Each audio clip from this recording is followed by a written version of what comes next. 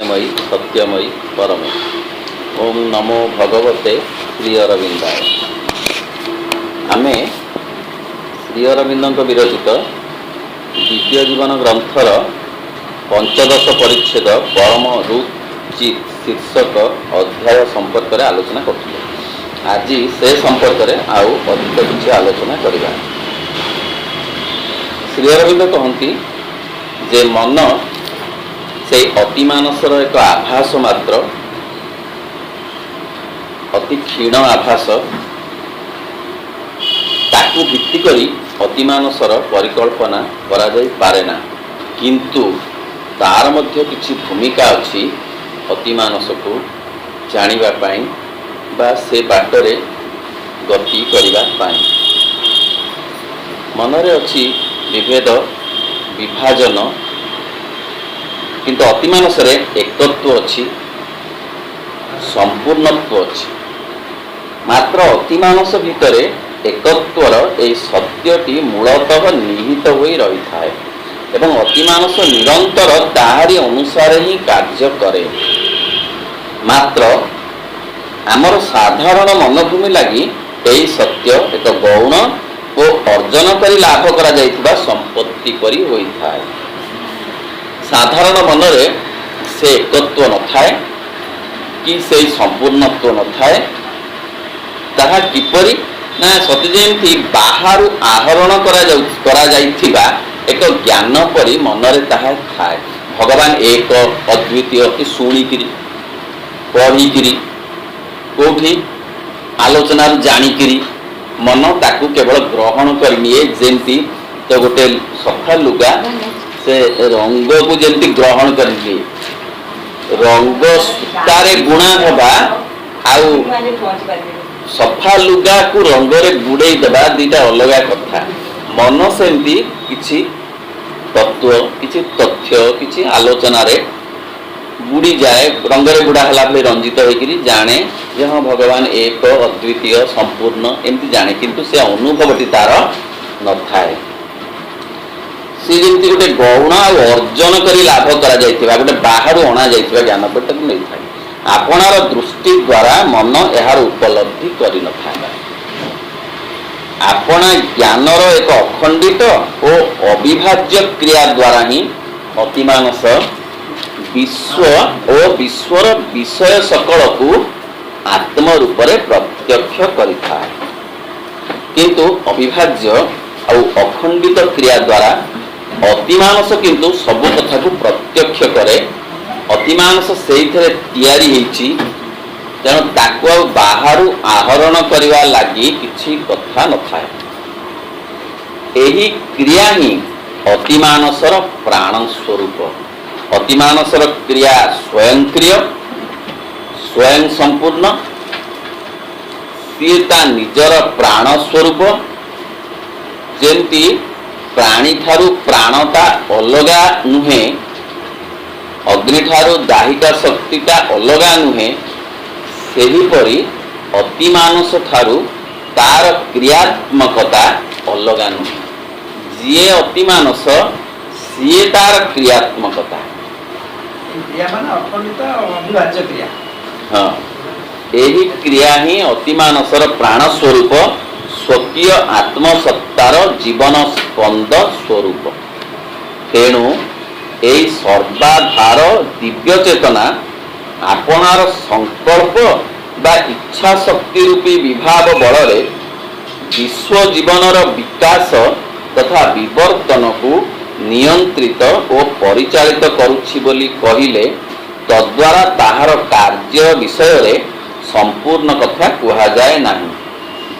सबु कथार जे आधार, सबु कथार वस्तुर प्राणर मनर ये सबु कथार आधार, अर्थात सबु कथा जेउठी आधेय रूप रे अछि, जे सबु कथा को धरी रखिछि, से अतिमानस से किपरि ना से ता निजर संकल्प आउ तार इच्छा शक्ति बल तार निजर जो डिटर्मिनेशन जहाँ तार संकल्प हम और तार विल पावर निजर बल सी कौन कर ନା ଏ ବିଶ୍ୱ ଜୀବନର ବିକାଶ କରୁଛନ୍ତି।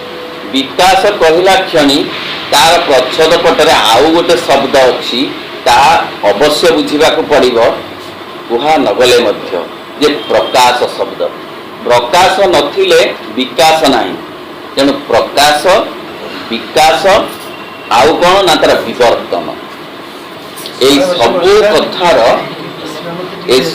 କଥାର ଯେତେ ଯେତେ କଥା ରହିଛି, ଏ ସବୁ କଥାର ପ୍ରକାଶ, ବିକାଶ ଆଉ ବିବର୍ତ୍ତନ, ଏ ତିନି କଥା ଯାକ ଅତିମାନସ ଶକ୍ତିର ବା ଅତିମାନସର ସଂକଳ୍ପ ଆଉ ଇଚ୍ଛା ଶକ୍ତି ଦ୍ୱାରା ସଂଗଠିତ ହେଉଛି।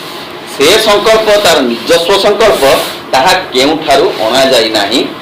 ସିଏ ଇଚ୍ଛା ଶକ୍ତି, ତାର ନିଜସ୍ୱ ଇଚ୍ଛା ଶକ୍ତି, ଯିଏ ସିଏ ସଂକଳ୍ପ, ଯିଏ ସିଏ ଇଚ୍ଛା ଶକ୍ତି, ସିଏ ନିଜେ କ୍ରିୟାଶୀଳ। ଏବଂ ଏହି ସବୁ କଥାର ପ୍ରକାଶ, ବିକାଶ ଆଉ ବିବର୍ତ୍ତନର ମଧ୍ୟ ମୂଳ କଥା। ଅତିମାନସ, ଏତିକି କହିଦେଲେ ଅତିମାନସର କ୍ରିୟାଶୀଳତା ସରିଲା ନାହିଁ। ଆହୁରି କିଛି ଅଛି ଅତିମାନସର କାର୍ଯ୍ୟ ଭାବରେ। ଅତିମାନସ ବିଶ୍ୱ ଜୀବନକୁ ଆପଣା ଭିତରେ ପରିପୂର୍ଣ୍ଣ କରିବାରେ ଲାଗିଛି, ଏକଥା ମଧ୍ୟ କହିବାକୁ ହୁଏ। ଆଉ ଯେଉଁ ଅଧିକା କଥାଟି କେବଳ ପ୍ରକାଶ କରଉଛି ନୁହେଁ, ପ୍ରକାଶ, ବିକାଶ ଆଉ ବିବର୍ତ୍ତନର ବ୍ୟତୀତ ଆଉ ଯେଉଁ କଥାଟି ଅତିମାନସ କରୁଅଛି, ସେ କ'ଣ ନା ଆପଣା ଭିତରେ ପରିପୂର୍ଣ୍ଣ କରିବାରେ ଲାଗିଛି। ନିଜକୁ ନିଜ ଭିତରେ ସେ ପରିପୂର୍ଣ୍ଣ କରୁଛି। ନିଜେ ଅପୂର୍ଣ୍ଣତାର ମୁଖା ପିନ୍ଧି ସେଇ ମୁଖାକୁ ଆସ୍ତେ ଆସ୍ତେ ଖୋଲି ପୁଣି ସେ ପରିପୂର୍ଣ୍ଣତା ଆଡ଼କୁ ଯାଉଛନ୍ତି ବା ପରିପୂର୍ଣ୍ଣତାର ବଶବର୍ତ୍ତୀ ହେଉଛନ୍ତି। ତାହେଲେ ପ୍ରକାଶ, ବିକାଶ, ବିବର୍ତ୍ତନ ଓ ସ୍ୱୟଂ ସମ୍ପୂର୍ଣ୍ଣତା, ଏ ଚାରିଟା ଯାକ କଥା ସେ କରୁଛନ୍ତି। ବିବର୍ତ୍ତନ ଦ୍ୱାରା ସେ ସ୍ୱୟଂ ସମ୍ପୂର୍ଣ୍ଣତା ଆଡ଼କୁ ଗତି କରୁଛନ୍ତି ଏବଂ ସ୍ୱୟଂ ସମ୍ପୂର୍ଣ୍ଣ ହେବା ପାଇଁ ଏଇ କଥା ତାଙ୍କର ଜାରି ରହିଛି। ସ୍ୱଜ୍ଞାନ ତଥା ଆପଣା ଆତ୍ମସତ୍ତାର କ୍ରିୟା ତଥା ଗତି ଠାରୁ ଅଭିନ୍ନ ଏକ ଶକ୍ତିର କ୍ରିୟା ଦ୍ୱାରା ଅତିମାନସ ଏହି କାର୍ଯ୍ୟଟି କରୁଛି। ନିଜର ଜ୍ଞାନ ତା ଆପଣା ଆତ୍ମସତ୍ତାର କ୍ରିୟା ତଥା ଗତି ଠାରୁ ଅଭିନ୍ନ। ତା ନିଜର ଗତି, ନିଜର କ୍ରିୟା, ନିଜର ସ୍ୱଜ୍ଞାନ, ଏ ସବୁ କଥା ତାର ଅଭିନ୍ନ ଏକ ଶକ୍ତିର କ୍ରିୟା ଦ୍ୱାରା ଅଭିନ୍ନ, ଭିନ୍ନ ନୁହେଁ। ସିଏ ଯିଏ ସିଏ, ଯିଏ ଇଚ୍ଛା, ଯିଏ ଜ୍ଞାନ, ଯିଏ କ୍ରିୟାଶୀଳତା, ସିଏ ଅତିମାନସ। ଅତିମାନସ ହେଉଛି ସ୍ୱୟଂକ୍ରିୟ, ସ୍ୱୟଂ ସଜ୍ଞାନ ଏବଂ ସେ ସ୍ୱୟଂ ସମ୍ପୂର୍ଣ୍ଣ। ହଁ, ଅଖଣ୍ଡ ସେଇ ଜ୍ଞାନର ଏକ ଶକ୍ତିର କ୍ରିୟା ଦ୍ୱାରା ଅତିମାନସ ସେଇ କାର୍ଯ୍ୟଟି କରୁଛି। ସେ ଯେଉଁ ଶକ୍ତିଟା ତାଠୁ ଅଭିନ୍ନ ଶକ୍ତି, ମାନେ ଆଉ କୋଉଠୁ ଆଣିକିରି ସେ ଶକ୍ତିରେ ଶକ୍ତିଶାଳୀ ହେଇ ସେ କରୁନି। ସେ ଗୋଟେ ବିରାଟ ଶକ୍ତି ଦ୍ୱାରା ଏହା କରୁଅଛି ସତ, କିନ୍ତୁ ସେ ଶକ୍ତିଟା ତା ନିଜର। ସେ ଯେଉଁ ପାୱାରଟା, ସେ ଜେନେରେଟେଡ୍ ପାୱାରଟା ଭିତରୁ ଜେନେରେଟ୍ ହେଉଛି। ସେ ଆଉ କୋଉଠୁ ଆଣିକିରି ତାକୁ ଖଞ୍ଜିକିରି କରୁନାହିଁ। ସେଇ ଶକ୍ତି ଭିତରେ ସତ୍ତା, ଜ୍ଞାନ ଓ ଶକ୍ତିର ବୃତ୍ତି ଅଖଣ୍ଡ ରୂପେ ବର୍ତ୍ତମାନ ରହିଛି। ତାର ବୃତ୍ତିଟା, ପ୍ରବଣତାଟା, ଶକ୍ତିର ଯେଉଁ ଜେନେରେଟେଡ୍, ଯେଉଁ କେନ୍ଦ୍ର, ଶକ୍ତିର ଯେଉଁ ଆହରଣ କେନ୍ଦ୍ର, ଯେଉଁ ପ୍ରକାଶ କେନ୍ଦ୍ର, ସେ ତା ଭିତରେ ଅଛି। ସୂର୍ଯ୍ୟ କୋଉଠୁ ଆଲୁଅ ଆଣିକିରି ଦେଉନାହାନ୍ତି। ସୂର୍ଯ୍ୟ ନିଜେ ସ୍ୱୟଂ ଆଲୋକିତ ଏବଂ ଯେଉଁ ଆଲୋକ, ସେ ତାଙ୍କର ସ୍ୱୟଂ ଆଲୋକ। ସେହିପରି ସେ ନିଜେ ଜ୍ଞାନ, ନିଜେ କ୍ରିୟା, ନିଜେ ଇଚ୍ଛା, ସବୁ ସେ ନିଜେ। କାରଣ ବିଶ୍ୱଗତ ଶକ୍ତି ଓ ବିଶ୍ୱଗତ ଚେତନାକୁ ଆମେ ପରସ୍ପର ଠାରୁ ଅଭିନ୍ନ ବୋଲି ଦେଖି ସାରିଛୁ। ଆମେ ଭାବୁ ଶକ୍ତି ଆଉ ଚେତନା ଦୁଇଟା ଅଲଗା କଥା। ଶକ୍ତିଟାକୁ ଆମେ ଅନ୍ତତଃ ଟିକିଏ ଅନୁଭବ କରିପାରୁ, ଟିକିଏ ନା ଟିକିଏ, ସେ ଆଲୋକର ଶକ୍ତି ହଉ, ସେ ଉତ୍ତାପର ଶକ୍ତି ହଉ। ଆଉ ଚେତନାକୁ ଆମେ ଅନୁଭବ ନ କରି ତାକୁ ଅଲଗା ବୋଲି କହୁ। କନସିୟସନେସ୍ ଆଉ फोर्स दीटा अलगा कथा बोली अलगा शब्द अलगा कथा आम पाई कारण आमे होचु मन विशिष्ट प्राणी किंतु अति मानस पाई ताहा अलगा एमती नुह ठीक से दिव्य विश्वगत चेतनार क्रिया ही विश्व जीवन को धरी रखिथिबा शक्ति रूपे प्रकाशित हेउछि ठीक सेहीपरि दिव्य ज्ञान और दिव्य इच्छा शक्ति मध्य परस्पर ठारू अभिन्न कारण दिव्य अस्तित्वर मूलभूत क्रियाटी ही ए ज्ञान तथा इच्छा शक्ति मध्य व्यक्त हेबारे लागिछि आमे सिना परस्पर ठारू अलगा बोली कहूछु काकु शक्ति आ चेतना को किंतु से अभिन्न कहूना दिव्य ज्ञान और दिव्य इच्छा शक्ति आमे सिना साधारण ज्ञान को कहूछु बा आमे इच्छा शक्ति ज्ञान चेतना को कहूछु कि सेठी सब दिव्य से दिव्य ज्ञान दिव्य इच्छा शक्ति ये परस्पर ठारू अभिन्न जीए दिव्य ज्ञान सीए दिव्य शक्ति सीए अति मानस से अलग अलग कथा किसी ना केवल मन पाई आमर कथा गुड़ाकर संज्ञा स्वरूप बदली जाउछि आम पाई बदली जाउछि आम दृष्टिकोण को बदली जाउछि कि से गुड़िक अतिमानस पक्षरे अतिमानस ठारे से बदली जावा कथा नुह से भारी एका कथा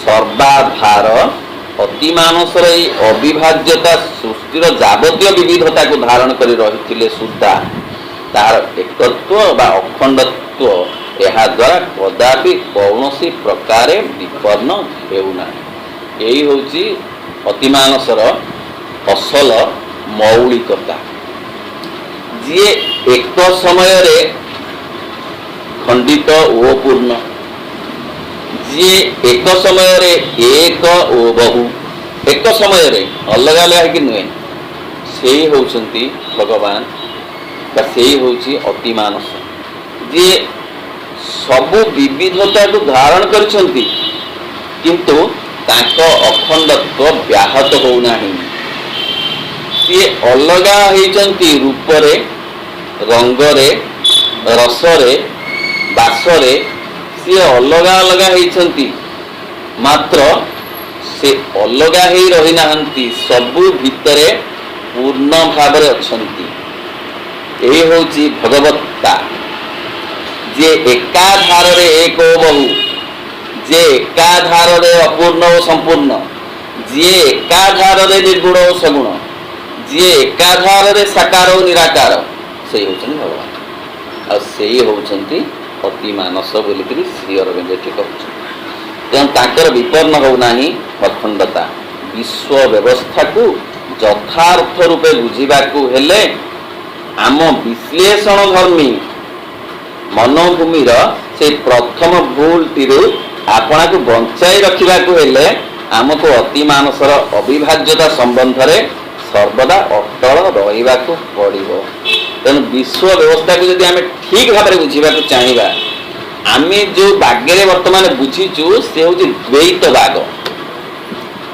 दीटा बाग एक हो बहु आम अलग अलग बुझीचु दीटा बागे ना प्रकृत जब आम विश्व व्यवस्था को बुझा चाहूँ से सौरमंडल कथा हो कि महासागर कथा हो कि माटीर चित्र हो कि माटीर चरित्र हो ये जेते कथा को आमे जदि विश्वर व्यवस्था को बुझा सतरे चाहूँ ठीक भाव ताहले आमर जो विश्लेषण धर्मी मनटी अच्छी या ठारू ताहा अलगा से अधिक ये गुणा सी सुविधा ये असुविधा सी अल्प ये बहुत यहीपर जो विश्लेषण धर्मी मनटी अच्छी से विश्लेषण धर्मी मनोभूमि से प्रथम भूल टी ये भांगी भांगी देखा खंड खंड करके बुझा यही कथा प्रथम आमको से निज काढ़ी नवाक पड़ो काढ़ी कौन करने को हम ना अतिमानसर अविभाज्यता संबंध में सर्वदा अटल रहा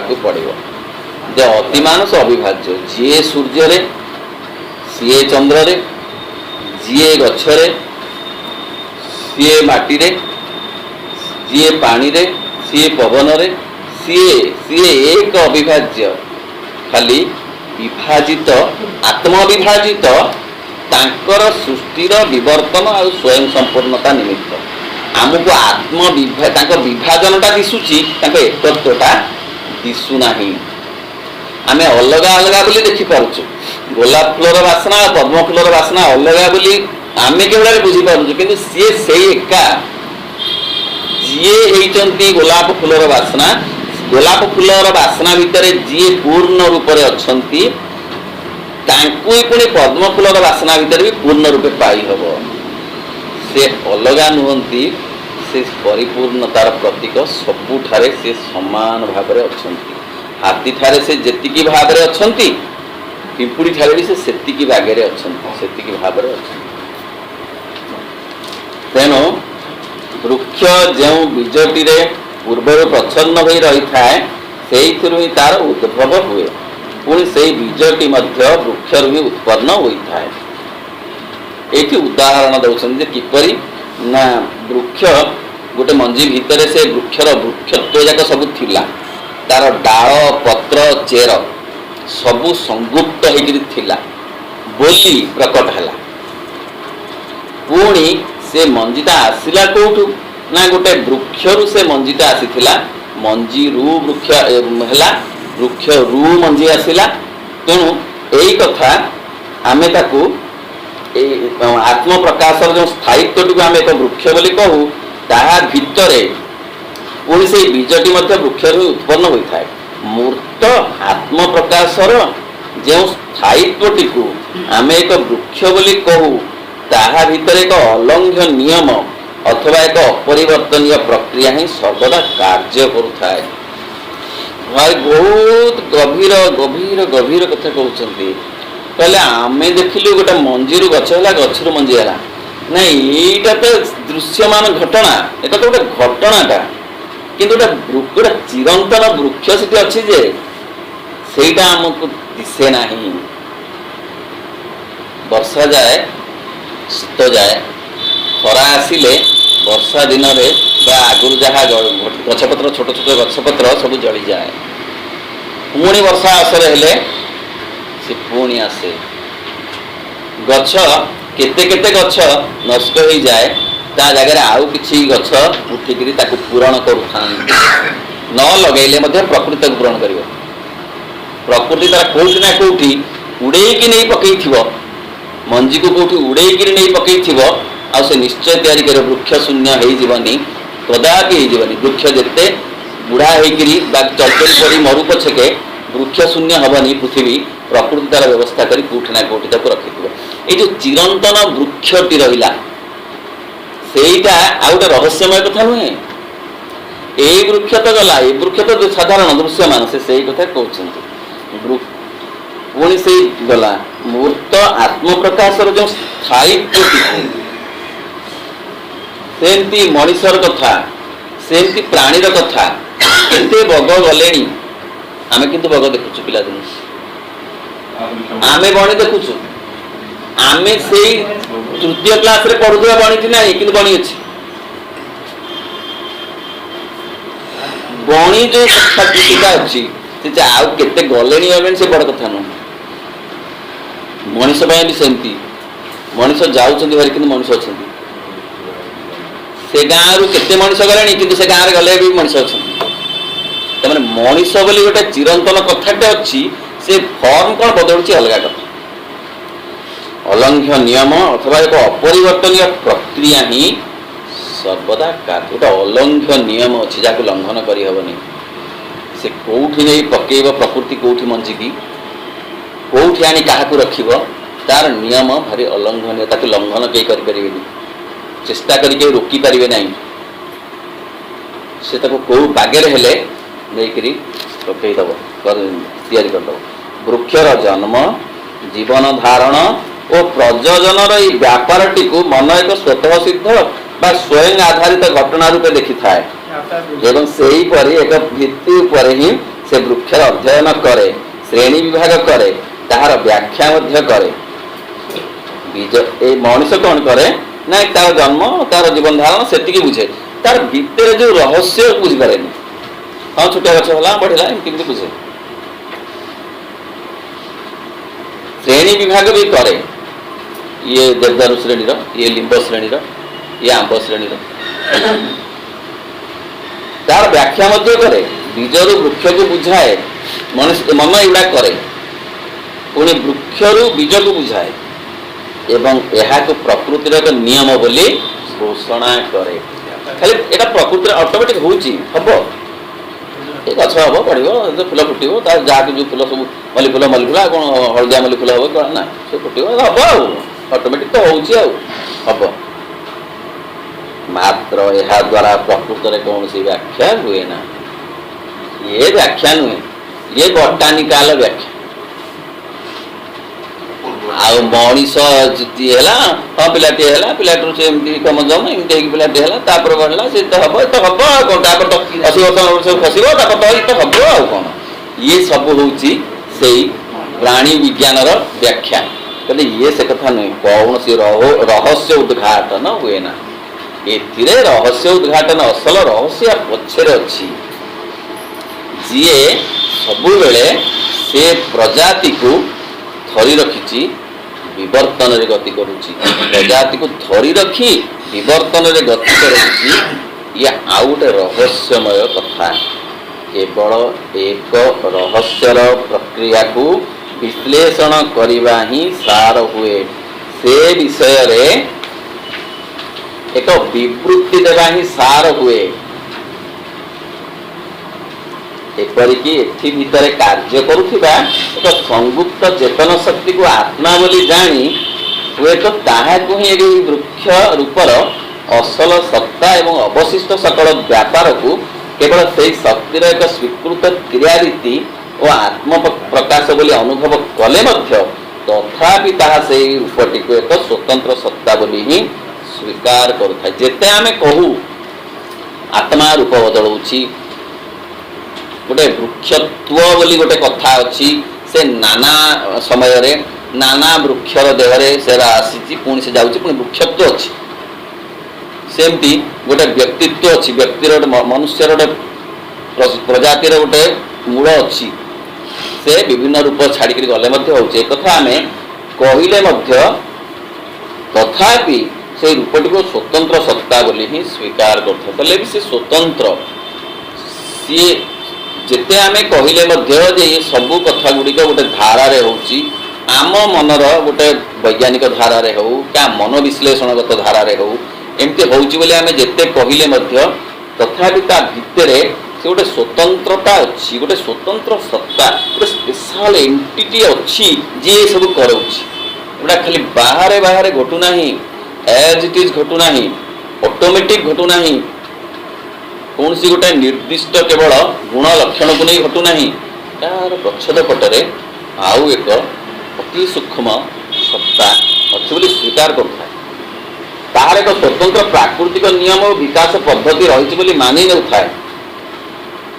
गछ क्षेत्र में हो प्राणी क्षेत्र में हो प्राणी और एक सचेतन मनभूमि संपन्न मनुष्य भितर भिन्नता बोधर यही मानसिक प्रवृत्ति आपणा को मध्य एक स्वतंत्र सत्ता बोली विश्वास करिवार फांदरे पड़ जाए अतिमानस एक और अभिन्न यही कथा को बुझेइबा पाई मानस स्तर रे थिबा भिन्नता कथा को बुझौछन जे मानस बहु भाग्य निज को बुझेइबा पाई बहु कथा कहे किंतु प्रकृत रे से पूर्णता कौन जाने ना प्राणी क्षेत्र रे वृक्ष क्षेत्र में जेमितिका से एते जते कथा विश्लेषण कले मध्य सी मूल जो रहस्यमय सत्ताटी जहाँकि असल वृक्षर मौलिकता से कथाटा से जमी बुझी पारे सेमती प्राणी और मनुष्य मनोमय क्षेत्र में से सेमती स्वतंत्र सत्ता बोली विश्वास करिवार फांदरे से पड़ जाए सी एक स्वतंत्र सत्ता प्राणी ठारू मनुष्य गोटे अलगा अमुक गछठू अमुक गछ अलगा से सब सेमती अलग अलग करी गोटे स्वतंत्र कर रखी थाए ताहा आपना को एक सचेतन विषय तथा अन्यान्य रूप गुड़ी को ताहार विषय रूपे आपना ठारू भिन्न कर देखे सब बेले तुलना करिव विचार करिव विभाजन करिव विभेद करिव तेबे जाई बुझी मन नले से कौन सी सिद्धांत रे उपनीत होई पारियो नाही व्यावहारिक जीवन रे এইଭଳି ଏକ ବ୍ୟବସ୍ଥା ଅବଶ୍ୟ ଉପଯୋଗୀ। ହଁ ବ୍ୟାବହାରିକ ଜୀବନରେ ଭଲ, ଆଉ ବ୍ୟାବହାରିକ ଜୀବନରେ ନହେଲେ ଚଳି ହେବନି। ଆମେ ଯଦି କନିସିରି ଶାଗ ନ ଆଣିକି ଖାଲି ବିଛୁଆତି ଶାଗ ଏତିକି ଆଣିକିରି, ହେଲେ ସବୁ ତ ଭଗବାନ ଆଉ କ'ଣ, ବିଛୁଆତି ବି ସେ କୋଚିଲା ଫଳ ଆଣିକି ତା ଦେହରେ ଭାଜିକିରି ତାକୁ ଖାଇଲୁ। ଭଗବାନ ତ ସର୍ବତ୍ର ଅଛନ୍ତି ନା, ସେ କୋଚିଲା ଫଳ ଅସୁବିଧା କ'ଣ? ଭେଣ୍ଡି ରଖିଦିଅ, ସେ ବାଇଡକ ଯେତେକାକ ସବୁ ଆଣିକିରି, ଯୋଉ ବଡ଼ ବଡ଼ ବାଇଡକ ସବୁ ଆଣି ତାକୁ ସବୁ ତେଲ ପକେଇ ଭାଜିକିରି ଖାଇଲା। ଆଉ ଯାଏ ଏଇଠୁ ଗଲା ଯେ ଚିରା ହେଲେ ମଧ୍ୟ ସେ ଆଉ କୁଣ୍ଡେଇ ହେଲା, ସେ ଚିରିକି ଡାକ୍ତର ତାକୁ ସବୁ ଚିରି ଦେଲେ ଗୋଟାକ ଯାକ ଦେହ, ସେ କୁଣ୍ଡେଇ ହେବା। ଭଗବାନ ସର୍ବତ୍ର ଏମିତି କ'ଣ ହେଲା?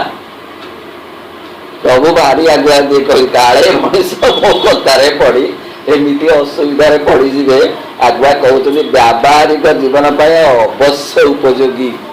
କୋଉ ଶାଗ ଖାଇବା କୋଉ ଶାଗ ଖାଇବାନି, ତେଣୁ ସବୁ ଶାଗ ଖାଇହବ? କୋଉ ମଣିଷ ବାଘ କୋଉ ମଣିଷ ଅବାଘ ତା ଭିତରେ ଭିତରେ ଅଛି। ଶ୍ରୀରାମକୃଷ୍ଣ ପରମହଂସ କହିଲେ ସମସ୍ତଙ୍କ ଭିତରେ ଭଗବାନ ଅଛନ୍ତି, ଏପରିକି ବାଘ ଭିତରେ ମଧ୍ୟ ଭଗବାନ ଅଛନ୍ତି। ତା ବୋଲି ଯେପରି ବାଘ ଆଗକୁ ଯିବା ଉଚିତ ନୁହେଁ, ସେହିପରି ଖଳ ଲୋକ ଆଗକୁ ଯିବା ଉଚିତ ନୁହେଁ। ବାକ୍ୟ କେମିତି ଚମତ୍କାର ହେଲା! କେଡ଼େ ବ୍ୟାବହାରିକ! ସମସ୍ତଙ୍କ ଭିତରେ ଭଗବାନ ଅଛନ୍ତି, ପ୍ରଥମ ବାକ୍ୟ। ଏପରିକି ବାଘ ଭିତରେ ବି ଭଗବାନ ଅଛନ୍ତି, ଦ୍ୱିତୀୟ ବାକ୍ୟ। କିନ୍ତୁ ବାଘ ବି ଆଗକୁ ଯିବା ଯେପରି ଉଚିତ ନୁହେଁ, ସେପରି ଖଳ ଲୋକ ଆଗକୁ ଯିବା ମଧ୍ୟ ଉଚିତ ନୁହେଁ। ସେହିପରି ଏଇଟା ହେଉଛି ବ୍ୟାବହାରିକ ଜ୍ଞାନ। ତତ୍ତ୍ୱତଃ ସିନା ସବୁ ଲାଗୁଛି ଏତେ ସମାନ ସମାନ, କିନ୍ତୁ ବ୍ୟାବହାରିକତା ସମସ୍ତଙ୍କ ଭିତରେ ତ ଭଗବାନ ଅଛନ୍ତି ବୋଲି କ'ଣ ବାଘକୁ ଯାଇ ସାପକୁ ଯାଇ ଆମେ ଆଦର କରିବା, ତା ଭିତରେ ବି ଭଗବାନ ଅଛନ୍ତି ବୋଲି ସାପକୁ ଆଉଁସିଲେ କ'ଣ ସେଇ ଭଗବାନଙ୍କୁ ଆଉଁସିବା ସାଙ୍ଗେ ସମାନ ହେଲା କି? ବ୍ୟାବହାରିକ ଜୀବନରେ ଏଇଭଳି ଏକ ବ୍ୟବସ୍ଥା ଅବଶ୍ୟ ଉପଯୋଗୀ ଓ ଆବଶ୍ୟକ ବୋଲି ପ୍ରତିପାଦିତ ହୁଏ। ଏହାର ପ୍ରଥମ ମୂଳଦୁଆ ପରି କାମ ଦିଏ ସତ, ମାତ୍ର ମନ ଏହାକୁ ହିଁ ଏକ ଯଥାର୍ଥ ସତ୍ୟ ବୋଲି ଗ୍ରହଣ କରିନିଏ ଏବଂ ଏଇଥିରୁ ହିଁ ଅହଙ୍ଗତ ସକଳ ଭ୍ରମର ସୂତ୍ରପାତ ହୁଏ। ଏଇଟା ସେ କହୁଥିଲେ ଏଇଟା ଦରକାର ଯେ, କିନ୍ତୁ ଏହା ଦରକାର ହଉ ହଉ ଅତି ଦରକାର ହେଇଗଲା ଯେ ଭାଙ୍ଗି ଭାଙ୍ଗି ମନ ଦେଖିଲା ସବୁ ସବୁ। ହଁ, ବିଭାଜନ ଦରକାର, କିନ୍ତୁ ଗୋଟେ ନିର୍ଦ୍ଦିଷ୍ଟ ପଏଣ୍ଟ ପର୍ଯ୍ୟନ୍ତ ଦରକାର। ବ୍ୟାବହାରିକତା ଦରକାର। ଯେମିତି ବୁଦ୍ଧଦେବ କହିଲେ କ'ଣ, କାମନାର ବିନାଶରେ ଦୁଃଖର ବିନାଶ। ତା ଅର୍ଥ କ'ଣ ନା, ସେଇଠି ସେ କହୁଛନ୍ତି ଆବଶ୍ୟକତା ଅଛି। ଆବଶ୍ୟକତା ଗୋଟେ 3 ଗାର ଲଙ୍ଘିଗଲେ ତାହା କାମନା ହେଇଯାଏ। କଥାଟା ଏଇଠି ଲକ୍ଷ୍ମଣରୁ 3 ଗାର ଦେଇଗଲେ ସେ ଆବଶ୍ୟକତା କାମନା ହେଇଯାଏ। ଶ୍ରୀ ଅରବିନ୍ଦ ତାକୁ ଆହୁରି ସୁନ୍ଦର ଭାବରେ ବ୍ୟାଖ୍ୟା କରିଛନ୍ତି। ବୁଦ୍ଧଦେବ ଆଭାସରେ କହିଛନ୍ତି, କିଛି କଥା ବି ବୁଝେଇକରି କହିଛନ୍ତି। ଶ୍ରୀ ଅରବିନ୍ଦ ଆଉ ଟିକେ ବେଶୀ ବୁଝେଇ କହୁଛନ୍ତି ଯେ ଖାଦ୍ୟ ଏକ ଆବଶ୍ୟକତା, ଆଉ ସେ 3 ଗାର ଦେଇଗଲେ ତାହା କାମନା ହେଇଯିବ। ରବିବାର ସକାଳୁ ଆଜି ମେନୁ କ'ଣ? ଆମର ଜଣେ କହିଲେ ଯେ ରବିବାର ବୋଲିକି ଆମର ସ୍ମରଣ ହବ, ସେଇଦିନ ଯଦି ଚିକେନ ନ ଆସିଲା ସେ ରବିବାର କ'ଣ ବୃଥା ହେଇଗଲା, ବୃଥା ହେଇଗଲା। ତା ମାନେ ଆବଶ୍ୟକତା, ଖାଦ୍ୟ ଏକ ଆବଶ୍ୟକତା, କିନ୍ତୁ ତାହା ପୁଣି ବେଳେ ବେଳେ ହେଇଯାଏ କାମନା। ସବୁ ସେମିତି, ସବୁ କଥା।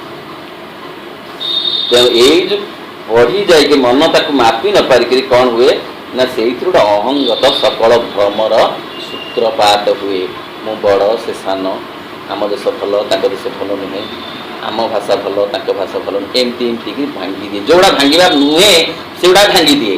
ଶ୍ରୀ ଅରବିନ୍ଦ କହୁଛନ୍ତି କିଛି କଥାରେ ବ୍ୟାବହାରିକତା ଦରକାର ଚଳିବା ପାଇଁ, ସବୁ କଥାରେ ନୁହେଁ।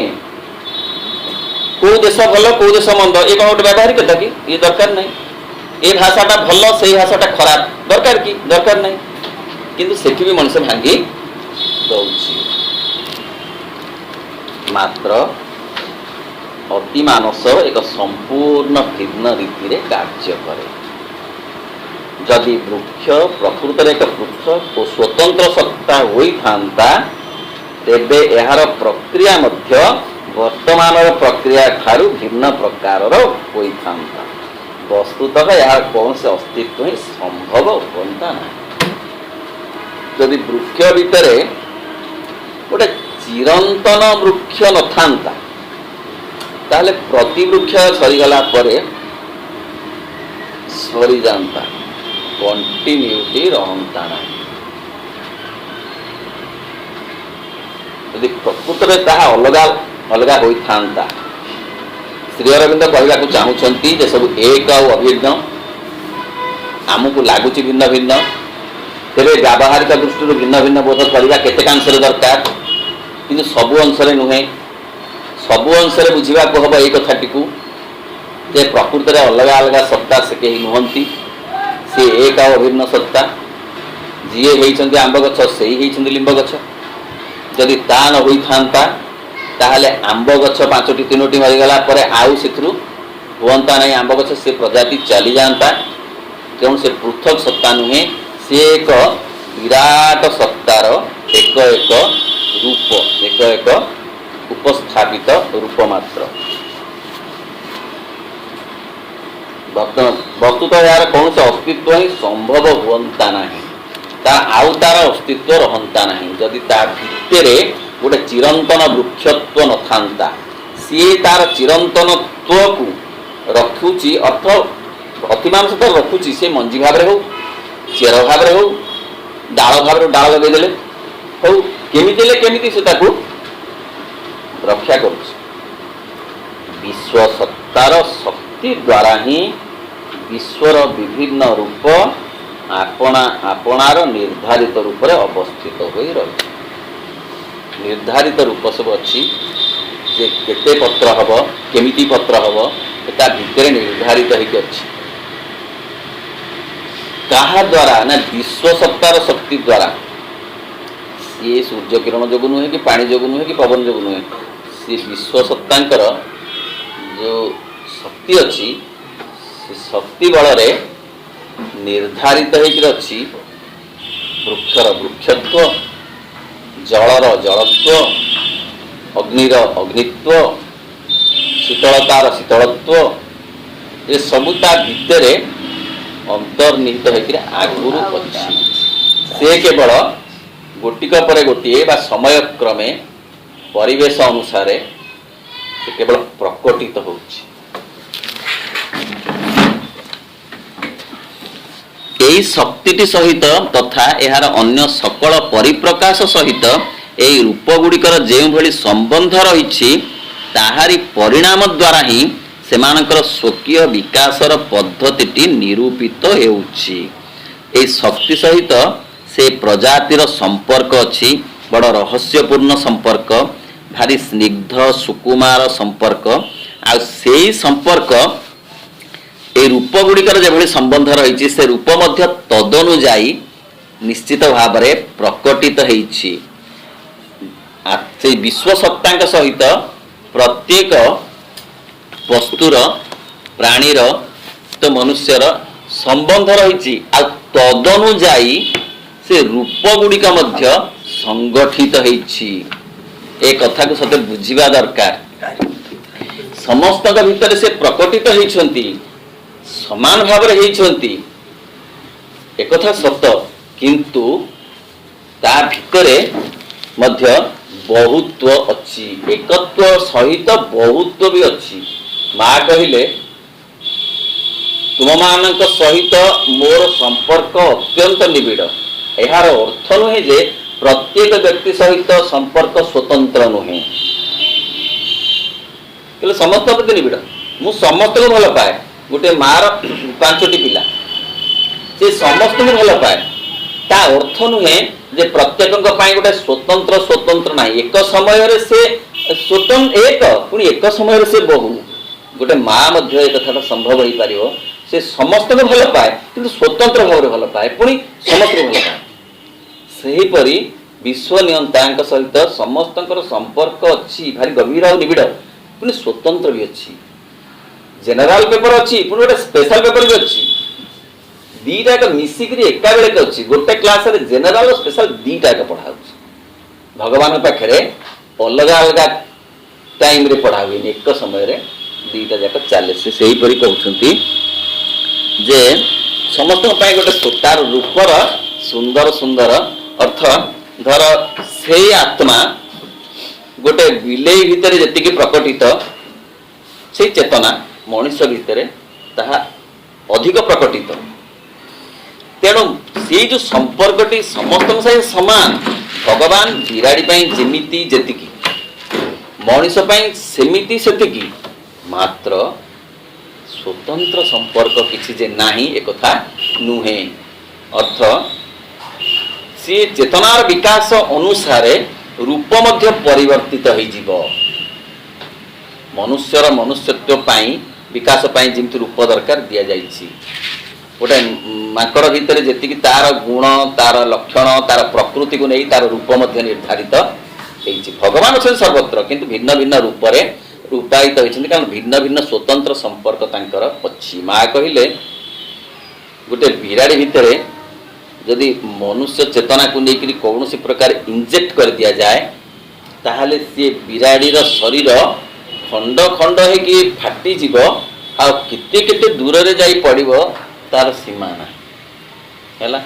तो बिराड़ी पे भगवान अच्छी बिराड़ी भितर भी भगवान अच्छी किंतु भिन्नता अच्छी स्वतंत्रता अच्छी चेतनार विकास अनुसार सौंदर्य लावण्य जो कवि कलाकार माने ये सौंदर्य आ लावण्यर आराधना करती आउपरी गोटे स्तर को से जाती जहा फल से सौंदर्य आ लावण्यर प्रभाव ताक शरीर मध्य प्रभावित होई केतेकांशरे सही परी होई जाए।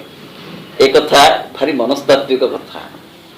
गोटे लोक भारी रुक्ष कर्कश हिंस्र प्रकृतिर तार आखिरु केतेकांशरे तार बॉडीर गठन रु केतेकांशरे ताहा जानी हबो जदि जने असल जानिबार लोक थाए। श्रीराम शर्मा बोली जने बड़ फिजिक्स रो प्रोफेसर से गोटे बही लिखिछंती जे बहुत कथा अध्ययन करी से लिखिछंती जे गोटे मनीष को जानिबा पाई तार भॉइस तार शब्द योजना तार आंगिक गठन रु अंततः 15-20 भाग जानी हबो। सी यदि हिंस्र होइथिबो ता शब्द जानी हबो ता आखिर चलन रु जानी हबो तार बॉडीर गठन रु जानी हबो। से यदि स्निग्ध होइथिबो मधुर होइथिबो ललित होइथिबो कोमल होइथिबो स्नेही होइथिबो ताहले तार आखि केतेकांशरे कहि दबो बॉडी लैंग्वेज अछि। एई कथाटा से कहउछंती जे से भगवान केमती रूपर भेदरे मध्य गोटे स्वतंत्र स्वतंत्र संपर्क रखि थांती जोथि पाई कि माँ कहले जे प्रभाव अच्छी कहले जड़े गर्भवती स्त्री महिला सी जदि देखला जो गोटे भल जो वाद्य जे ना गायक सब पिलाटी भल गायक हो चाहे सी से अवस्था भल गीत शुणा दरकार भल से आग्रही हवा दरकार से फटो रखी देखा दरकार एमती एक्सपेरिमेंट हो जहाँफल कि से पिलाटी भितर सेमती चेतना आसी चेतना अनुसार शरीर मध्य प्रभावित हुए रूप मध्य प्रभावित हुए। सेमानंकर स्वाभाविक स्वतंत्र नियम यथार्थतः सकल प्रकृति को नियंत्रित करुथिबा विश्वगत विधान और सत्यर केवल एक प्रयोगात्मक रूप व्यतीत आउ किछि नुहे। तारी प्रयोगात्मक रूप होची अलग अलग स्वतंत्र जो रूप से गुड़िकर स्वकीय और निर्दिष्ट विकास पद्धति साधारण विकास पद्धति मध्य रही सेमानकर स्थानटी द्वारा नियंत्रित हेबार लागिछि। वृक्ष प्रकृत रे बीजर कौन से रहस्य उद्घाटन करूना बीज मध्य वृक्षर रहस्य विषय किछि हेले कहूना एटा आउ टिके स्पष्ट भाव में कहले गोटे रहस्य आउट अच्छी सी विज्ञान द्वारा उद्घाटित हो पारे सी मनोविज्ञान द्वारा हो पारे सी राजनीति द्वारा हो पारे सी अर्थनीति द्वारा हो पारे सी किछि नीति द्वारा हो पारे आ गोटे स्वतंत्र रहस्य अच्छी जेते आमे गवेषणा कले मध्य से रहस्य को बाहर गवेषणा रू जानी हबा।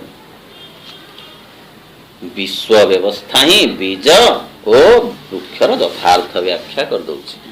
विश्व गोटे व्यवस्था अच्छे सी व्यवस्था अनुसार बीज नियंत्रित वृक्ष नियंत्रित प्रजाति नियंत्रित विवर्तन नियंत्रित विकास नियंत्रित सबु नियंत्रणकारी आउ एक शक्ति अच्छी व्यवस्था अति मानस एकाधार रे बीज ଏବଂ ଭଗବାନ ବିଶ୍ୱ ବ୍ୟବସ୍ଥାର ବ୍ୟାଖ୍ୟା କରି ଦେଉଛନ୍ତି। ତେଣୁ ଏ ବିଶ୍ୱ ବ୍ୟବସ୍ଥାର ବ୍ୟାଖ୍ୟା କରନ୍ତି କିଏ? ସେ ନା ଭଗବାନ ହିଁ ତାର ବ୍ୟାଖ୍ୟା ବା ସେଇ ହେଉଛନ୍ତି ନିଜେ ସ୍ୱୟଂ ବ୍ୟାଖ୍ୟା। ଅତିମାନସ ଏକାଧାରରେ ବୀଜ ତଥା ବୃକ୍ଷ ଭିତରେ ବ୍ୟାପ୍ତ ହୋଇ ରହିଛି। ବୀଜ ତଥା ବୃକ୍ଷ ଭିତରେ ଅବସ୍ଥାନ କରୁଛି। ବୀଜ ରୁ ବୃକ୍ଷ ନୁହେଁ। ବୀଜ ହେଉଛନ୍ତି ଅତିମାନସ, ବୃକ୍ଷ ବି ଅତିମାନସ। ବୃକ୍ଷ ରୂପରେ ଅତିମାନସ ପ୍ରକଟିତ ସ୍ୱୟଂ ଇଚ୍ଛା ଅନୁସାରେ, କେତେବେଳେ ବୀଜ ରୂପରେ ପ୍ରକଟିତ, କେତେବେଳେ କେଉଁ ରୂପରେ ସେ ପ୍ରକଟିତ ଆତ୍ମ ପ୍ରକଟିତ, ସେଟା ତାଙ୍କ ଇଚ୍ଛା। ଆମେ କହୁ ଏଥିରୁ ସେହା ହେଲା, ନାଇଁ ସିଏ ଅଲଗା ସ୍ୱତନ୍ତ୍ର, ଇଏ ମଧ୍ୟ ସ୍ୱତନ୍ତ୍ର। ବୀଜ ସ୍ୱତନ୍ତ୍ର, ବୃକ୍ଷ ବି ସ୍ୱତନ୍ତ୍ର। ବୃକ୍ଷ ଭିତରେ ଭଗବାନ ସ୍ୱୟଂ ସମ୍ପୂର୍ଣ୍ଣ, ବୀଜ ଭିତରେ ବି ଭଗବାନ ସ୍ୱୟଂ ସମ୍ପୂର୍ଣ୍ଣ। ସେ ସକଳ ବସ୍ତୁରେ ବ୍ୟାପ୍ତ ହୋଇ ରହିଛି, ସକଳ ବସ୍ତୁରେ ଅବସ୍ଥାନ କରୁଛି। ଅତିମାନସ ତାହା ପରମ ନ ହୋଇ କେବଳ ଏକ ପରିମାର୍ଜିତ ଅବିଭାଜ୍ୟତା ଓ ଅଖଣ୍ଡତା ହେଲେ ମଧ୍ୟ ଅତିମାନସ ତଥାପି ଏହି ବୃହତ୍ତର ଅବିଭାଜ୍ୟ ଓ ଅଖଣ୍ଡ ଜ୍ଞାନ ଭିତରେ ଅବସ୍ଥାନ କରୁଛି। ସେ ପରମ ନ ହୋଇ ତାହା କେବଳ ଏକ, ଆମେ ଯେଉଁ କହୁଛୁ ସେ କେବଳ ପରମ ଶ୍ରେଷ୍ଠ, ସେତିକି ନ ହୋଇ ସିଏ ପରିମାର୍ଜିତ ଅବିଭାଜ୍ୟତା, ସେ ଯେଉଁ ଅବିଭାଜ୍ୟ ଭାବ ଅଛି ସେ ପୁଣି ବଡ଼ ମାର୍ଜିତ ଓ ଅଖଣ୍ଡତା ହେଲେ କାରଣ ସେ ମାର୍ଜିତ ହେଇ ବେଳକୁ ଯାଉଛନ୍ତି। ମଣିଷ ପ୍ରଜାତି 300 ବର୍ଷ ତଳେ, 500 ବର୍ଷ ତଳେ, 1000 ବର୍ଷ ତଳେ, କିନ୍ତୁ ସେଇ ଚେତନା, ସେଇ ବୁଦ୍ଧି, ସେଇ ଅନୁଭବର ମଣିଷ କ'ଣ ବର୍ତ୍ତମାନ ଅଛନ୍ତି? ପରିମାର୍ଜିତ, ପରିମାର୍ଜିତ ଅବିଭାଜ୍ୟ।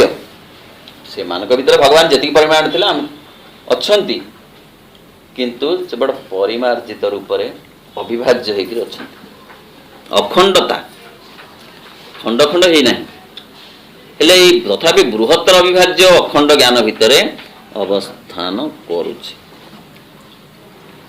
ଯେଉଁ ଅଖଣ୍ଡତାଟା ଆମକୁ ମଣିଷ ପ୍ରଜାତିର ପ୍ରବହମାନତା ଏକ ଅଖଣ୍ଡତା ନୁହେଁ କି? ମନୁଷ୍ୟ ଜାତିର ଯେଉଁ ପ୍ରବହମାନତାଟା ସେ କ'ଣ ଅଖଣ୍ଡତା ନୁହେଁ? ଗୋଟେ ଚାଲିଛି ନା ଧାରା। ଘର କ'ଣ ଖାଲି ହେଇଯାଉଛି? ବୁଢ଼ାବୁଢ଼ୀ ଖସିଲେ ପୁଣି କିଏ ରହିଯାଉଛି, ପୁଣି କିଏ ଖାଲି ହେଉଛି କି? ହେଉନାହିଁ। ସିଏ ଗୋଟେ ଅଖଣ୍ଡତା ଅଛି, କିନ୍ତୁ ସିଏ ଅଖଣ୍ଡତା ହେଉଛି ସେ ବିରାଟ ଅଖଣ୍ଡତା ତା ଭିତରେ ଅବସ୍ଥାନ କରୁଛି। ସେ ବିରାଟ ଅଖଣ୍ଡ ଭିତରେ ଆମକୁ ଦିଶୁଛି ଯେଉଁ ଅଖଣ୍ଡତା, ସେ ତା ଭିତରେ ଅଛି। ଘାସ ମରିଯାଉଛି ଖରାରେ, ଘାସ କିନ୍ତୁ ଯାଉନାହିଁ, ଘାସ ଅଛି। ପୁଣି ଆଉ କୋଉଠୁ ଆଣିକିରି ମୁଁ ଗାଁରୁ ଘାସ ଲଗେଇବାକୁ ପଡୁନି। ଆମ ଗାଁରେ ସବୁ ଯାକ ଗଛ ଘାସ ମରିଗଲା ଖରା ଦିନେ, ଆଉ ଆମେ ଯାଇକି ପୁଣି ଆଣିଲୁ ବାଲେଶ୍ୱରରୁ ଘାସ ପୁଣି ଆଣିଲୁ ଲଗେଇବା ପାଇଁ। ଭାଇ ତ ଅଛନ୍ତି ତାଙ୍କ ବଗିଚା କଥା, ସେ ଅଛନ୍ତି ସେଇଥିପାଇଁ। ଆଉ ଭାଇ କହୁଛନ୍ତି ସତେ ତ ଏକଥା ତ ସତ, ସେ ଅଛି ଘାସ ଗୁଡ଼ାକ ଅଛି, ଯାଇନି। କାହିଁକିନା ଘାସ ଆଉ ଏକ ଅଖଣ୍ଡତା ଭିତରେ ଅଛି। ଆମକୁ ଲାଗୁଛି ଯେଉଁ ଅଖଣ୍ଡତା, ଘାସ ପରେ ଘାସ, ଘାସ ପରେ ଗୋଟେ ଅଖଣ୍ଡତା, ସେ ଅଖଣ୍ଡତା ହେଉଛି ବିରାଟ ଅଖଣ୍ଡତା ଭିତରର ଅଂଶ। ଆମ ପାଇଁ ଅଖଣ୍ଡତା ଅଛି, ଆମେ ଏତକୁ ବୁଝିଲା ପରେ ବୁଝିପାରିଲୁ ଗୋଟେ ଅଖଣ୍ଡତା ଅଛି। ଆମ ପାଇଁ ଯେଉଁ ଅଖଣ୍ଡତା ଅଛି ତାହା ବିରାଟ ଅଖଣ୍ଡତା ଭିତରେ ଅଛି। ଏହି ସର୍ବଗ୍ରାହୀ ଅଖଣ୍ଡ ବିଜ୍ଞାନ ଭିତରେ ସତ୍ତାର କୌଣସି ସ୍ୱତନ୍ତ୍ର କେନ୍ଦ୍ର ନାହିଁ। ଆମେ ଆମ ଭିତରେ ଅନୁଭବ କରୁଥିବା ଏକ ବ୍ୟକ୍ତିଗତ ପୃଥକ ଅହଂ ଲାଗି କୌଣସି ସ୍ଥାନ ନାହିଁ, କାରଣ ଆତ୍ମଜ୍ଞାନ ଭିତରେ ସେଠାରେ ସମଗ୍ର ସତ୍ତାଟି ହିଁ ସମବ୍ୟାପ୍ତ ସମ୍ପ୍ରସାରଣ ରୂପେ ବର୍ତ୍ତମାନ ରହିଛି। ଏକତ୍ୱ ଭିତରେ ଏକ ସମାହିତ ହୋଇ ରହିଛି। ତେଣୁ ଆମର ପୃଥକ ପୃଥକ ଅହଂ ଭାବ ତା ଦେହରେ କିଛି ନାହିଁ। ସିଏ ସବୁ କିଛି ତାଙ୍କ ଭିତରେ ଅଛି, ସିଏ ସବୁ କିଛି ହେଇଛନ୍ତି। ତେଣୁ ଅଖଣ୍ଡ ଭାବରେ ସେ ପ୍ରକାଶିତ ହେଉଛନ୍ତି, ପ୍ରବାହିତ ହେଉଛନ୍ତି, ବିବର୍ତ୍ତିତ ହେଉଛନ୍ତି, ଆଗକୁ ଯାଉଛନ୍ତି। ସ୍ୱୟଂ ସମ୍ପୂର୍ଣ୍ଣ ହେବା ତାଙ୍କର ଲକ୍ଷ୍ୟ। ବହୁତ୍ୱ ଭିତରେ ମଧ୍ୟ ସେ ଏକ ହିଁ ବିରାଜମାନ କରୁଛି। ସକଳ ଅବସ୍ଥାରେ ଓ ସର୍ବତ୍ର ହିଁ ସେଇ ଏକ ବିରାଜିତ ରହିଛି। ଭଗବାନ କିଏ? ଅତିମାନସ କ'ଣ ନା ଯିଏ ସର୍ବତ୍ର ସବୁଠାରେ ସକଳ ଅବସ୍ଥାରେ ବହୁତ୍ୱ ଭିତରେ ସେ ଏକ ଭାବରେ ତାଙ୍କୁ ଦେଖିବା ହିଁ ଅସଲ ଦେଖିବା। ସିଏ ଏଡ଼େ ସହଜ ନୁହେଁ। ଅନ୍ତର୍ଦୃଷ୍ଟି ଦ୍ୱାରା ଏ କଥା ଦେଖି ହେବ, ବହିର୍ଦୃଷ୍ଟିରେ ଦେଖି ହେବନି। ବହିର୍ଦୃଷ୍ଟିରେ ଅଲଗା ଅଲଗା ଦିଶିବ, ମନ୍ଦାର ଗଛ ଇଏ ଟଗର ଗଛ ଅଲଗା ଦିଶିବେ। ଆଉ ଗୋଟେ ଅନ୍ତର୍ଦୃଷ୍ଟି ଯେତେବେଳେ ଖୋଲିଯିବ ସେତେବେଳେ ସବୁ ଗଛରେ ସମାନ ଭାବରେ ଭଗବତ ଉପସ୍ଥିତିକୁ ଅନୁଭବ କରିବ।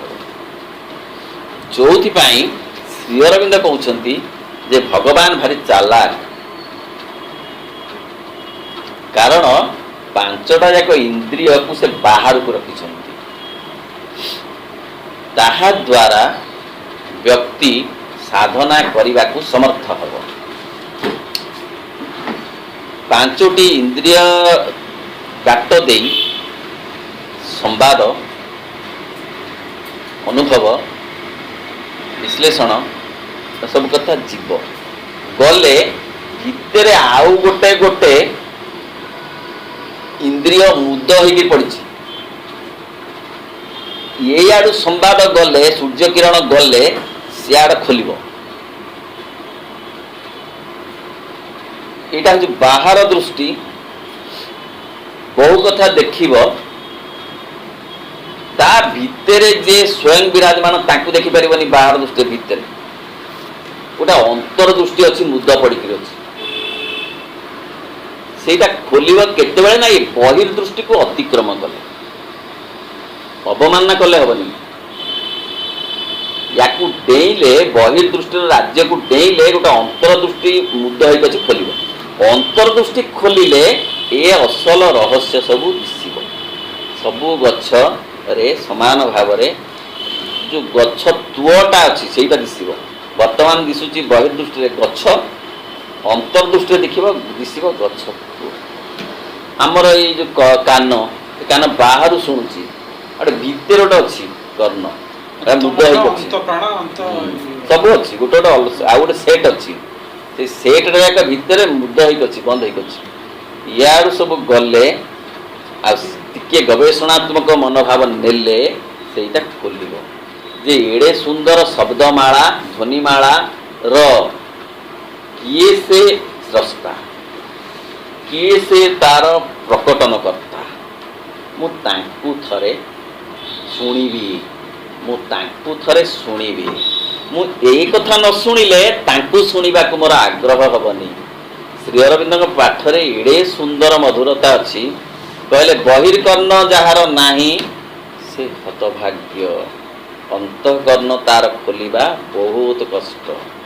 କିନ୍ତୁ ଜନ୍ମ ପରେ ଜନ୍ମ ମଣିଷ ଆମେ ସମସ୍ତେ ବହିର୍କର୍ଣ୍ଣରେ ରହିଯାଉଛୁ, ଅନ୍ତର୍କର୍ଣ୍ଣ ଖୋଲିବାକୁ ଆଗ୍ରହ କରୁନୁ। ଆମର ଏତେ ସୁବିଧା ଥାଇ ହତଭାଗ୍ୟ ସେଇ ମନୁଷ୍ୟ। ଯେତେବେଳେ ଦେବ ମୁହୂର୍ତ୍ତ ଆସିଛି ସେତେବେଳେ ସେ ଶୟନ କରିଛି। ଅର୍ଥ ବହିର୍କର୍ଣ୍ଣ ଶୁଣିବା ଯଥେଷ୍ଟ ହେଇଗଲାଣି, ଅନ୍ତର୍କର୍ଣ୍ଣ ଖୋଲିବାର ବେଳ ହେଲାଣି ବୋଲି ସେ ଆସିଛନ୍ତି। ସେ ମୁକ୍ତି ଦେବାକୁ ଆସିନାହାନ୍ତି, ସେ ଜମା ମୋକ୍ଷ ଦେବାକୁ ଆସିନାହାନ୍ତି। ବହୁତ ଗୁରୁ ଆସିଛନ୍ତି ମୋକ୍ଷ ଦେବାକୁ, ତାଙ୍କର ଆଉ ଆସିବା ଦରକାର ନଥିଲା ପୁନରାବୃତ୍ତି କରିବା ପାଇଁ। ସେ ଆସିଛନ୍ତି ଅନ୍ତର୍କର୍ଣ୍ଣ ଖୋଲିବାକୁ, ସିଏ ଆସିଛନ୍ତି ଅନ୍ତର୍ଦୃଷ୍ଟି ଖୋଲିବାକୁ, ସିଏ ଆସିଛନ୍ତି ଅନ୍ତର୍ସ୍ପର୍ଶ ଅନୁଭବ କରିବାକୁ। ଭଗବାନ କି ଏମିତି ନୁହେଁ, ଅନ୍ତର୍ସ୍ପର୍ଶ ଅଛି। ଏ ସ୍ପର୍ଶ ନଥିଲେ ସେ ସ୍ପର୍ଶ ଆସିବନି। ଯୋଗ ସାଧନା ଆଉ କିଛି ନୁହେଁ, ଶୁଖୁଆ ଛାଡ଼ିବା ନୁହେଁ, ଲଣ୍ଡା ହେବା ନୁହେଁ, ଅନ୍ତର୍ଦୃଷ୍ଟିକୁ ଲାଭ କରିବା। ସେଇ କଥା ହିଁ ଏଇ ସବୁ ପାଠର ମୂଲ୍ୟ। ଶ୍ରୀ ଅରବିନ୍ଦଙ୍କର ଯେଡ଼େ ସୁନ୍ଦର କଥା କହିଲେ, ଜାଣି ଜାଣି ଭଗବାନ ମଣିଷକୁ ସେଇ ଭଗବାନରେ ପରିଣତ କରିବେ ବୋଲି ସେ ପ୍ରାରମ୍ଭରୁ ସବୁ କଥା ବାହାରକୁ ଦେଇଛନ୍ତି। ପାଞ୍ଚଟା ଯାକ ଇନ୍ଦ୍ରିୟ ଭିତରେ ତାର ଆଉ ଗୋଟେ ଗୋଟେ ଅନୁକୃତି ରଖିଛନ୍ତି। ତାକୁ ଖୋଲିବାକୁ ପ୍ରୟାସ କରିବା ଅର୍ଥ ଯୋଗ ସାଧନା କରିବା।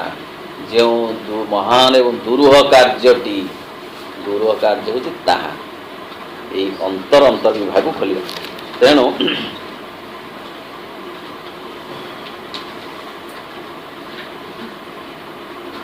सकल बहु भितर मध्य से एक ही विराजमान करुछि सकल अवस्था सर्वत्र ही से एक विराजित रही सर्व तथा एक एठारे गोटे सत्तार परिणत होइछि जे सबु से एक जे बहु से एक सकल सत्ता अद्वय सत्ता सहित आपणार एकत्व ज्ञान चेतना को व्यक्ति सत्ता केते बेले हेले हराई देउ नाही तेणु एकत्व ज्ञान हराइबा कदापि संभव मध्य नुहे एकत्व ज्ञान ही मर्म सत्य बोली अतिमानस ज्ञान भितर अंतर्निहित होई रहिछि अतिमानस आत्म प्रत्ययर एक अंश होई रहिछि तले एकत्व ज्ञान व्यक्ति सत्ता ताको अनुभव करूछि किंतु ताको हरई दउ नाही हेले मध्य ता भितर से अंतर्निहित होई अछि व्यक्ति भितर मध्य तार व्यक्ति सत्ता भितर मध्य अतिमानसिक सत्ताटी अंतर्निहित होई अछि तार से एक अंश होई अछि ताको से केवल हरई दउ नाही किंतु से अनुभव को आनिबा पर्यंत ताकू किछि प्रयास करबा पड़िबो व्यक्तिगत प्रयास व्यक्तिगत साधना किछि करबा पड़िबो ता भितर अछि तारि भितर अतिमानसिकता अछि कुआडू आसीबो नाही किंतु सी सेठी पहुँचवा हेले ताकू किछि करबा पड़िबो ताडू किछि प्रयास किछि प्रयत्न करबा पड़िबो। ओम नमो भगवते श्री अरविंदाय ओम आनंदमयी चैतन्यमयी सत्यमयी